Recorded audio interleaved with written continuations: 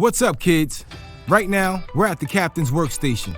The word captain stands for communication, appreciation, presence, time management, attitude, integrity, know, and support. Right now, let's look at our first captain's principle, which is C for communication. When we talk about communication, we are highlighting two things. One, kind words. Two, empathic listening. Today, our focus is on empathic listening, also known as listening with empathy. Listening with empathy is listening to learn and listening to really understand someone else's thoughts and feelings.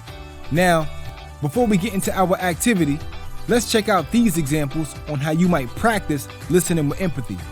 For example, you might say, I remember listening with empathy when my friend told me a story and she had my undivided attention.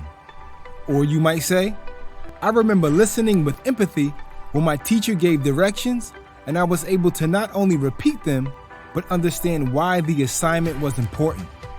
Right now, let's take 1 minute to silently think about a time when you can remember listening with empathy and how it made you feel. 1 minute to think starts now.